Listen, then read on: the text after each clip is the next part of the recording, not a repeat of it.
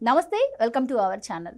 వైఎస్ఆర్సీపీ అధికారంలో ఉండగా ఆ పార్టీ నేతలు వివిధ అక్రమ మార్గాల్లో దోచుకున్న తాలూకు వ్యవహారాలు ఇప్పుడు ఒక్కొక్కటిగా బయటకు వస్తున్నాయి. ఒక్కో నేతకు చెందిన లోగుట్టు వ్యవహారం, దోపిడీ సంగతులు క్రమంగా వెలుగులోకి వస్తూ ఉండగా తాజాగా మాజీ మంత్రి విడుదల రజనీ భాగోతం తెలిసింది. మాజీ మంత్రి విడుదల రజనీ అధికారంలో ఉన్నప్పుడే పలు అవినీతి పనులకు పాల్పడ్డారని ప్రచారం జరుగుతూ ఉండేది.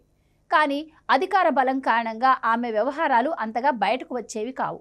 రజనీ గురించి అప్పటి ముఖ్యమంత్రి, పార్టీ అధినేత జగన్కు తెలిసినా కూడా ఆయన పట్టించుకోలేదు. కనీసం జగన్ అడ్డుకట్ట కూడా వేయలేదు.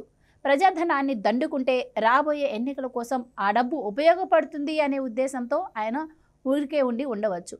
లేదా తమ పార్టీ నేతలు ఆర్థికంగా బలవంతులైతే వైసీపీ బలంగా ఉంటుంది అనే అభిప్రాయం కూడా కావచ్చు.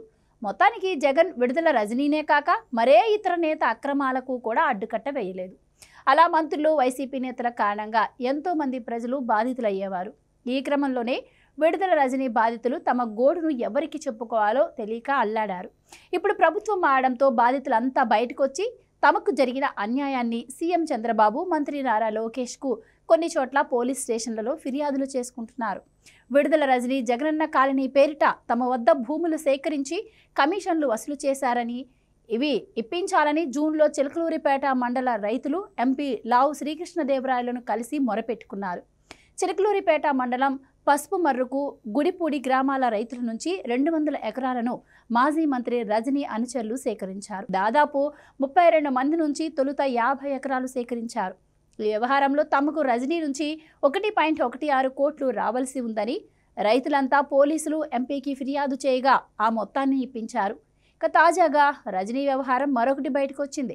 తనకు 5 కోట్లు ఇవ్వాలని, లేకపోతే వ్యాపారం ఎలా చేస్తావో చూస్తానని రజనీ తనను బెదిరించారని ఓ స్టోన్ క్రషర్ యజమాని పోలీసులకు ఫిర్యాదు చేశారు.